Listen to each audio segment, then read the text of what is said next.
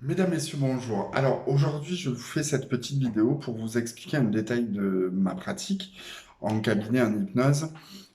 C'est l'utilisation des canaux sensoriels. Alors qu'est-ce que c'est que le canon sensoriel? Vulgairement, on l'appelle le VACOG. C'est l'utilisation de nos cinq sens.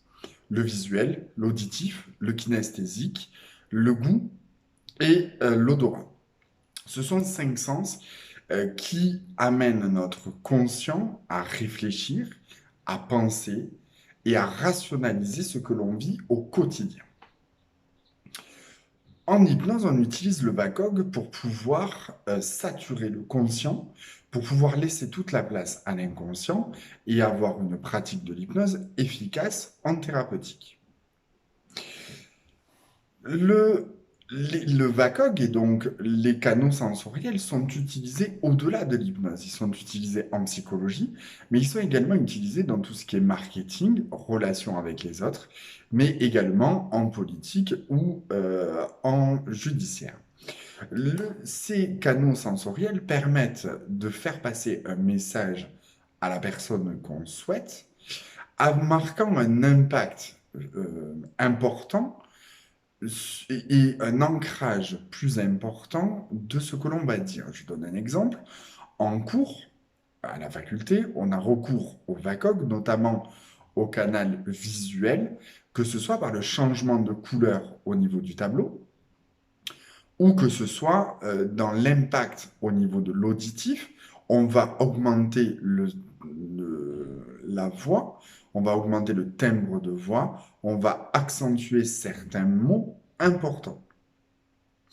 L'utilisation de ces canaux sensoriels peut avoir un aspect positif, comme je viens de vous dire, un aspect éducatif ou thérapeutique, mais également avoir une influence importante. En marketing, on va énormément, en publicité autant qu'en management d'équipe ou d'entreprise, on va utiliser ce VACOG pour sensibiliser, pour persuader ou pour amener à faire quelque chose à des gens parce qu'on l'a décidé, sans que vraiment ils aient le sentiment d'être manipulés, influencés ou orientés. La persuasion, à la différence de la conviction, utilise ces sens-là. Le visuel est quelque chose que tout le monde voit. On a dans ce vacuum, dans ces cinq sens, des sens prédominants. Un, deux ou trois sens prédominants. Lorsqu'en hypnose, on veut saturer le conscient pour quelqu'un qui est résistant, par exemple, j'utilise la saturation de tous les canaux sensoriels, les cinq, pour pouvoir saturer de façon efficace le conscient, descendre dans un degré d'hypnose convenable pour pouvoir notamment faire des ancrages résistants et qui peuvent durer dans le temps. Donc, les canaux sensoriels, ça vous permet, vous expliquer par cette vidéo, va vous permettre de comprendre la pratique de l'hypnose en cabinet. Elle va vous permettre de comprendre qu'on n'est pas des magiciens. Si on utilise ces VACOG-là, tout le monde est capable d'utiliser les sens et appeler les gens en face de nous à utiliser et à sensibiliser ces sens-là pour avoir une efficacité beaucoup plus importante dans ce que vous voulez dire ou ce que vous voulez faire faire aux autres. L'important, c'est de bien les utiliser de façon efficace et positive pour les gens qu'on a en face de nous. Moi, en cabinet, je les utilise sans arrêt pour pouvoir être beaucoup plus efficace.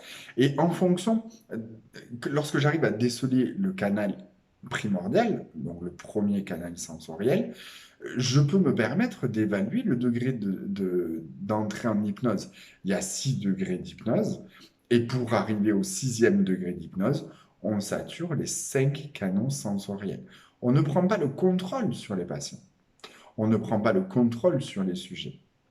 Par contre, en saturant leur conscient, leur pensée et leur réflexion, on fait appel à leur inconscient et du coup à l'instinct primitif qu'ils ont pour être beaucoup plus efficace et avoir une objectivité la plus totale et la plus impartiale.